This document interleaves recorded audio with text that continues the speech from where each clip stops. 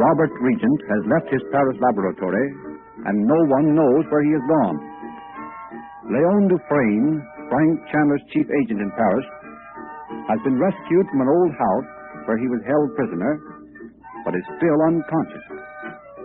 Princess Nadji has seen the sinister Dmitri on the street and has returned to the hotel to tell Chandler. Dorothy answers the telephone. Her husband is calling. He gives her a message for Chandler. She cries out, "Robert, Robert, where are you?" There is no reply. Chandu, the magician. Robert. Robert. Hello. Hello. No, operator. Let me talk to her, Dorothy. Listen, operator. Trace that call, will you? The call just made to this room. Hurry, please. What did he say? Oh, I could hardly hear him. He sounded so faint and far away. I wonder if he could be ill or... Probably not. You know how these telephones are over here. Well, what did he say? I must try to remember exactly. At first, I couldn't hear him at all, and then he said, "I've only a moment, Dorothy. Can you hear me?" And I said, "Yes, yes." And then he said, "Tell Frank." And then his voice seemed to die away for a moment, so I couldn't hear him at all. But then he said something about his experiment being successful. Did he say it was successful, or it was not successful? And I thought he said it was successful. He said to tell you to communicate with Pierre Roger of the Ministry of Foreign Affairs. Thought that's what he said. Oh, where do you suppose he can be? Pierre Roger? Why, he's no longer connected with the Foreign Office. I read about him in the paper myself before we left home. I remember we talked about it in Modern History. Was he the one they discovered had sold government secrets to the Russians? Yes. But Robert wouldn't have anything to do with a man like that, Frank. Robert evidently believes Roger is still connected with the Foreign Office. But, Chandu, you do not believe this Roger is in the employ of Russia now? No. But his transactions with Russia have branded him for the rest of his life. I've seen his kind in Europe before. They do one crooked thing, and then live miserable lives forever after, picking like scavengers at whatever secrets they can unearth, and selling them to anyone they can find. What are we going to do, Frank? I'm going to that gem cutter's where Nadji saw Dmitri. I may pick up some information there. In the meantime, Robert may telephone again. I'm sure he will, if he heard you say you didn't understand where he was. Yeah, if he's not shut up somewhere. Bob, stop. And isn't there anything I can do? No, Doc. Just be sure there's someone here to answer the telephones all the time. If they succeed in tracing that call, we'll learn where Robert is. Well, can I go with you to the place where Nadji saw Dmitri, Uncle Frank? No, Bob.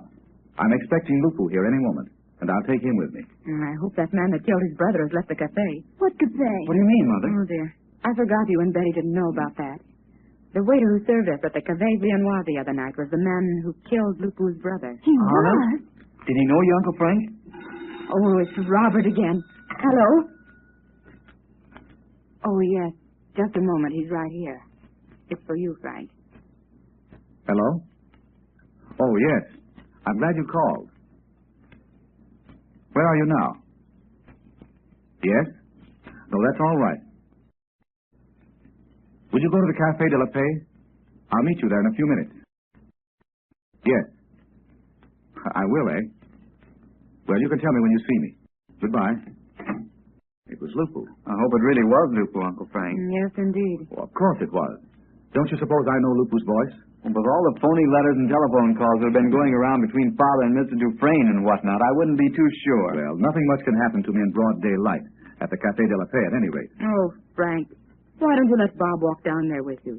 If it really isn't Lupu, Bob... Dorothy, you certainly aren't suggesting I take Bob along for a bodyguard. Oh, you know I don't mean that, Frank. But with all these things that have happened, and even now we don't know where Robert is. I only mean that Bob could call the police or something. Please let him go with you. You can come right back here. Dorothy, I never saw you like this. You mustn't let your nerves get the better of you. Oh, Frank, please. But what could possibly happen? Oh, the man might not be Lupu at all. The man who telephoned. But don't you think that No. Why do you not permit Bob to go with you? Dorothy will make herself sick with anxiety. Let him go. Perhaps you're right. Very well, Dorothy. Come on, Bob. Okay, wait till I get my hat. I'll be right back, Mother.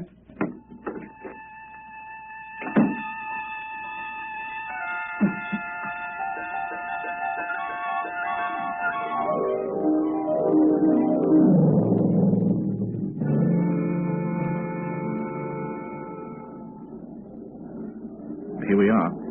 Why do you suppose we don't have any places like this at home where you sit out on the sidewalk to eat, Uncle Frank? I don't know. I wonder where Lupu is. He's had time to get here, I should think. We'll sit down here, where he can see us easily when he comes up. 2 coffees, please. Oui, monsieur. Merci. Did you ever see anything like the way those taxicabs dash around? They look as though they'd rather run you. I think this is Keene. I hope Mother won't be worried because I don't come right back. As long as I promised her I'd let you come along to see that it's really Lupu who meets me, I think you'd better wait till he comes. Yeah, Why, Bobby Regent, imagine seeing you right here in Paris, and I might have missed you altogether if I hadn't just happened to go down to Cody's to get some perfume from Mother. I never would have seen you at all. Can you imagine seeing you right here? Judy, for Pete's sake. How do you do, Miss Allen? Oh, Mr. Chandler, I tried all sorts of ways to get up to Montebello, but they wouldn't let me. I tried to tell them I knew you, but it didn't make a dent on them. Can you beat that? For heaven's sake, sit down. Yes, do, Miss Allen. Oh, why don't you call me Judy? Everybody calls me Judy. Say, everybody's looking at you. Oh, I'm so glad to see you again, Bobby. I began to think I never would. What have you been doing up in that funny old country where they won't let anybody in? What are you doing here now? I hope you're going to stay a long time. Oh, look out there. Isn't that the funniest looking thing? Look out there in the street.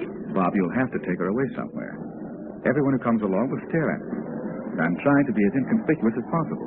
Well, gee, where'll I take her? There's a tea shop down on the next block. Take her down there and get some tea and cakes or something. Well, gee, Uncle Frank, I sure hate to be left alone with her.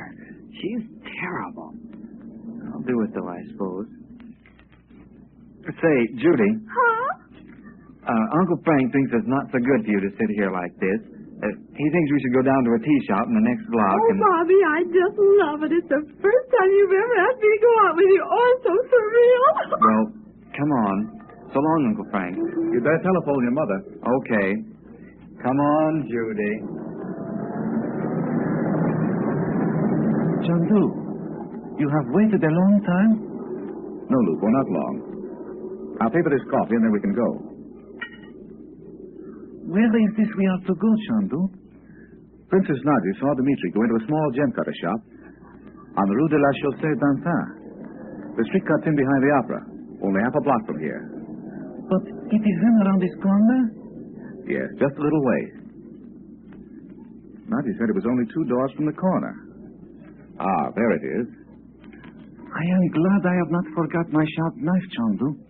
What a place for a trap. And if we are caught, we can be accused of robbery. Here we are. Let's go in. Good afternoon. Buenos dias, senor. Why, you're Spanish.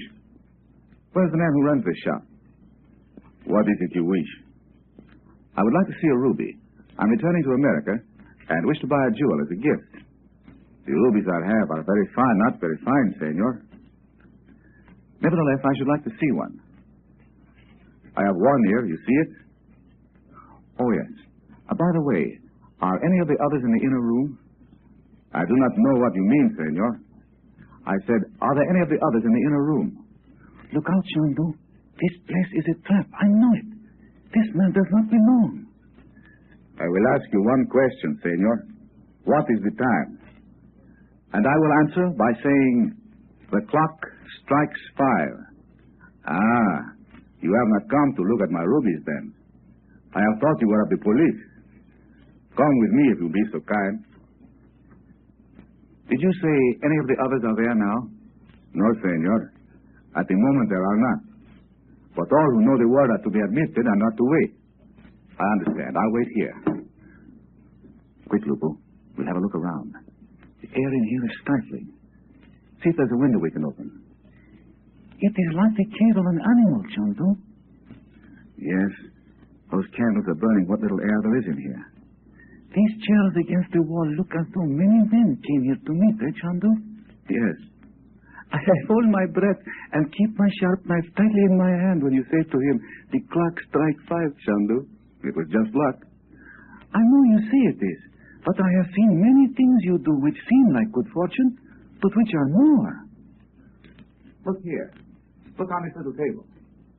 Ah, they are white cards. No, just slips of paper. And look what kind of paper it is. The same as the message in the statue. Yes, and each one has the Roman numeral V on it. I wonder what that means. Oh, I see. It means 5. Lupu, you see? These are tickets of admission to this room. V. The clock strikes 5. And there's another meaning. Oh, why didn't I guess it before? Now I see what the yogi meant by that message. Do not be deceived by the appearance of death. The appearance of death.